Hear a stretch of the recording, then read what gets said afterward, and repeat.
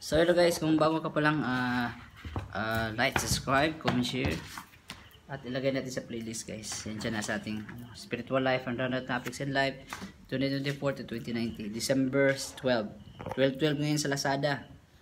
Okay, 2024 hanggang 2019. Yan talagang buhay guys. So mag-share tayo ngayon. Itong nalalaman ko, Shungite. Ito, maganda talaga to guys. Totoo. Shungite is 300 to sa Lazada.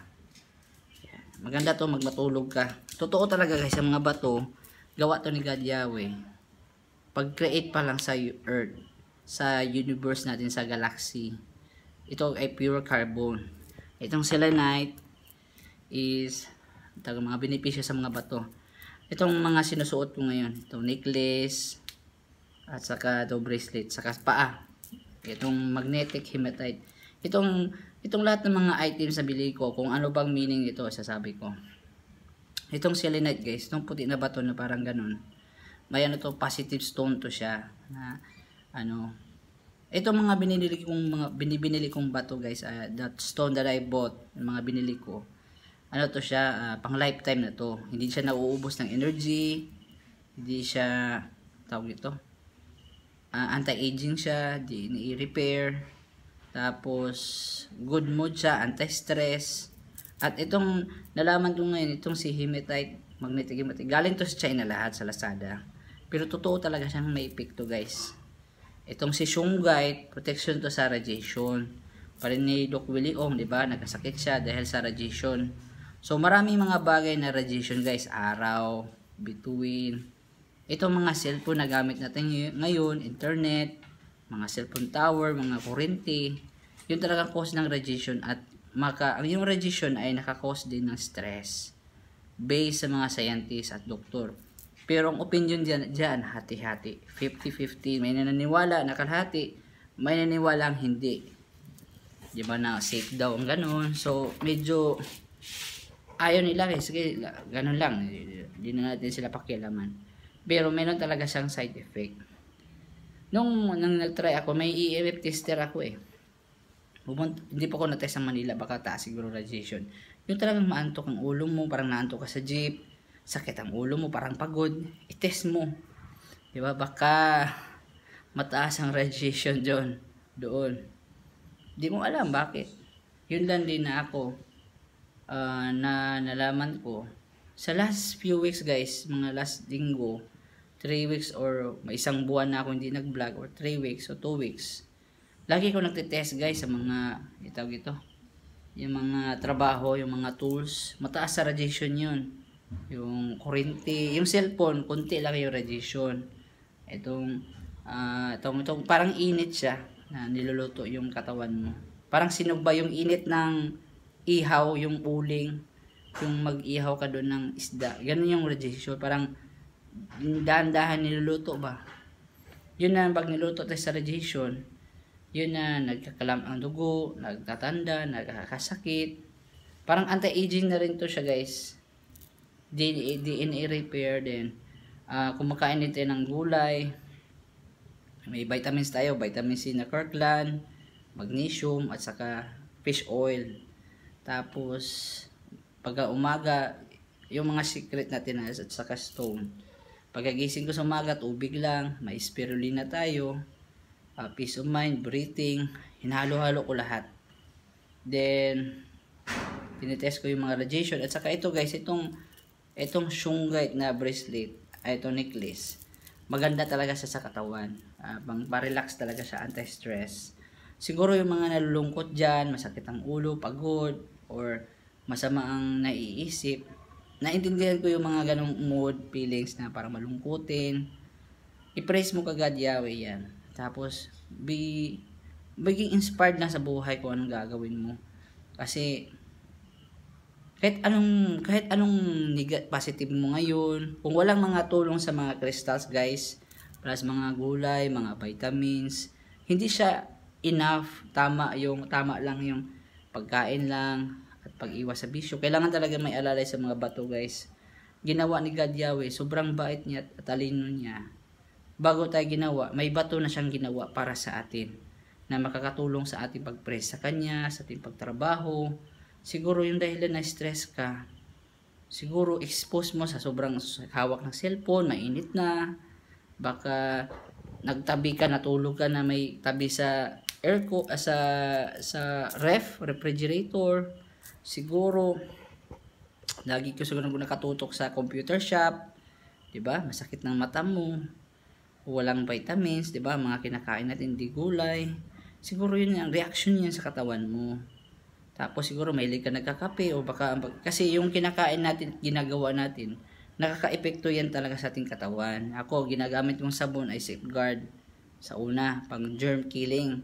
Tapos Cetaphil na blue, shampoo muna ako, tapos Cetaphil na blue yung pang cleansing lang. Wow, basa lang, walang halong tubig. Tapos kung maligo, may Cetaphil pa ako na green na avocado na pang lotion siya, moisturizer sa mukha at katawan. Araw-araw, parang maganda na rin. Inabo tayo, allergy tayo sa alikabok eh. Yun lang din na mag-share ko ngayon. Palit naman natin yung kamay natin. Mag-share ko ngayon na wala kang magagawa ngayon sa panahon natin ngayon. Kasi dito tayo sa city life, nagtatrabaho, nagsischool, all of us has stress. Pero hindi ko alam na mayroon pala sa feng shui, meron pala mga bato na anti-stress. Pero itong shungite, itong selenite, itong magnetic hematite, ito lang gamit ko guys. Yung mga ibang bato, parang placebo effect na lang yun. Parang carnelian, parang tawag nito, siguro placebo effect lang yun. Ito guys, tinetest ko sa EMF tester, yung electromagnetic frequency tester. Nawala ang radiation guys sa black. Ito lalo itong dinalawa ko siya. Ang gastos ko dito sa Lazada, mga 1.3. Hindi naman tayo price tag. Presyo lang talaga siya. Ito selenite na necklace, 5 ganito. Ayun, isang ganon. Mga 100 ang isa.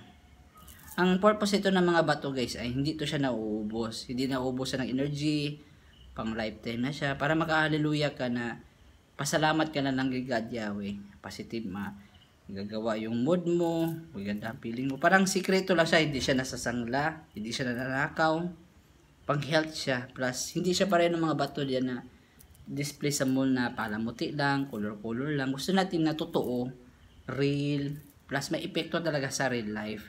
Parang tawag ito, fictional into reality. Siya eh. Gusto natin na yung panang mga panatiko na parang kalukuhan, di totoo, parang teleserye. Gusto natin na totoo, real ba? Totoo talaga. Na talaga sa reality. Itong shungite nito ng mga bato at saka selenite. Naganda nito, maganda sa protection sa radiation. Ang radiation, parang hangin siya na ulan, init ba na ulan na kunti-kunti. Ngayon, ang gagawin sa shungite, para siyang payong na isasangga niya na hindi masira yung katawan mo sa DNA. Pag sobra kasing radiation, nagkakos ng cancer. Pa. Lalo pang smoke. Lalo nang wala kang ganito, ma-prone talaga kasi stress. Ito kasi pagpakalma. Itong magnetic hematite, pangpalakas to sa dugo, lalo na mga menstruate. Saka yung laging sumasakit yung mga kalamnan, mag-stretching, mag-exercise. Maganda tong hematite. Itong mga bato na guys, hindi lang to siya display. Pwede pa to siya pang kaapu-apuhan, mga 100 to 200 years from now. Tapos, ang makaganda nito, maganda ang mood mo, parang balik pagkabata. Hindi bata isip pa na batang walang silbing ginawa. Yung parang relax ang mood mo, hallelujah, na parang presko, magmatulog ka. Totoo, mga bato talaga nagawa ni God Yahweh is para sa atin. Alamin lang natin anong safety at hindi. Hindi lahat ng bato ay ginawa ay safe, di ba? Niligyan tayo ng kaalaman ni God Yahweh. Siguro, itong dahilan na stress ta, maraming dahilan yan. Yung nalungkot ka, masama ang pakiramdam mo, check mo yung lugar mo, baka malapit yung bahay mo sa mga maraming kable, ng mga kurente. Bili ka ng EMF tester, mga radiation tester, search mo sa Lazada yan. Tapos, bili ka ng shungite, yan. Maraming tao nagsabi nito. Siguro sa buong Pilipinas, ako pa siguro may ganito. Ganito karaming bracelet. Okay, hindi naman ako, nag-purpose ako dito, hindi naman ako smoker. Lahat ng tao stress, nai-stress. 'Di ba? Sa utang, sa pulang pera, gusto nila masaya lang sila sa bisyo, barkada.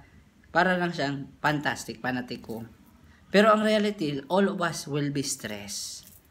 Kahit sino ka man, paging sino ka man, mahal kita. Parang ganun din mahalin mo yung sarili mo ang reflection sa pag-love sa iba ay mahalin mo yung sarili mo. Kasi kung masyado tayong dependent sa ibang tao, hindi mo malaman sarili mo, ma-insecure ka, mas maganda na unahin natin yung love ng sarili natin, magligo, ayusin yung sarili natin, bago makalab ang ibang tao. Parang give and take siya palit-palit siya Yun lang yung masasabi ko na we must love ourselves. Kung ma-stress ta, maghanap tayo ng paraan, di ba? We must find a way. Parang si BDO ba? We find ways. Hallelujah. Kasi ako guys, sa totoo lang, kwento ko lang, sa totoo lang ha. Hindi tayo binayaran dito, hindi tayo sponsored, wala. Hindi kasi nababayaran ang sakit sa ulo, stress. Kahit pupunta ka sa doktor, pinreliever lang. Gusto natin na talagang nagtitipid din tayo, hindi naman tayo mayaman na lagi napunta doon. Gusto natin na i-share natin sa mga bato. Ito mga bato na to, hindi lang to basta-basta bato lang. Protection stone, healing stone, at saka anti-stress stone. At hindi siya nauubos at pwede siya mapapasa sa ilang generation. At hindi katatanda nito daw. Okay. Ang nakaganda dito na bato guys, dito yung sinusuot ko ngayon, hallelujah, is proven by science at doktor. Pero kalahati lang, hindi lahat ng doktor naniniwala. Kunti lang tao nakaalam. Tapos, pinatunayan ko talaga at na-test din sa ibang tao. Diba? Ito, nabili ko to, magnetic hematite. Magnet siya na hematite. Mahinang magnet lang siya. Pero, makita mo sa Lazada, bumili ako sa Lazada, bago ko bibili ng isang product, search ko muna yan sa Google, sa YouTube, tapos titignan ko yung mga comment, pagkatapos isa-search ko sa Lazada, then itetest ko muna sa sarili ko. Yun din masasabi nila na approve siya, itong tatlo na ito, mga ITEE,